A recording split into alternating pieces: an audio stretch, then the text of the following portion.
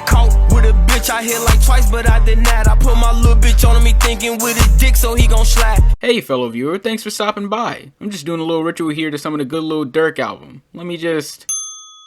Okay, well at least we got something.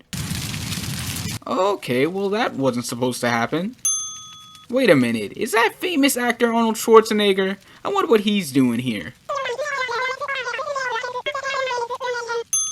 Okay, Mr. Schwarzenegger, can do. So as you can see with that whole pile of shit that just happened, it looks like I'm told to listen to Lil Durk's latest album 7220. Being a mix of sad trap, storytelling, and dedication to his brother D-Thang, amongst others, this project can definitely have some high points, though still seems to shoot a bit short when it comes to the overall execution.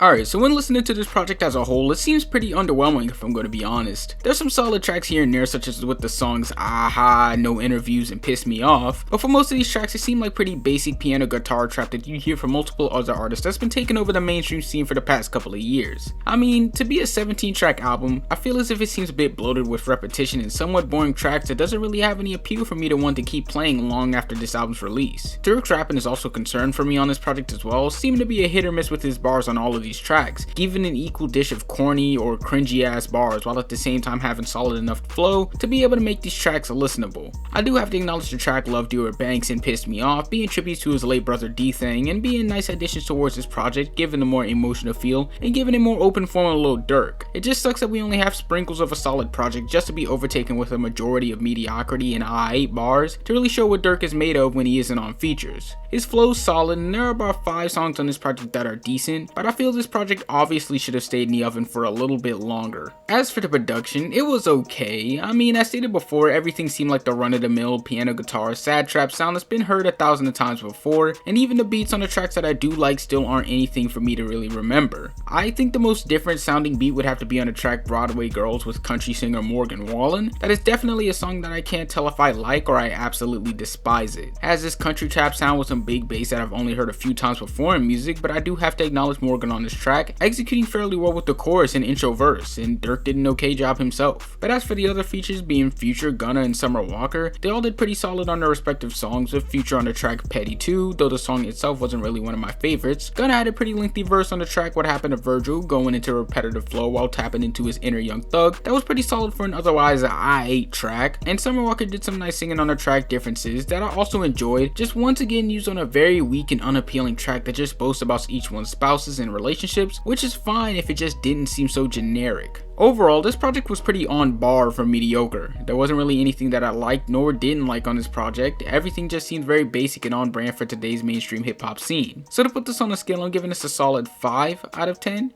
being pretty underwhelming for me, mainly because with all the feature work Durk was giving out, I would have expected something a little bit more exciting. But how do you guys feel about Durk's latest album? What would you rate it? Let me know down in the comments while liking and subscribing. Make sure to follow my IG and Twitter. And if you like the illustrations used in this video, make sure to follow the artist as well because she's dope. And on that note, I'll see you next time when I learn how to erase an album from my memory. Peace.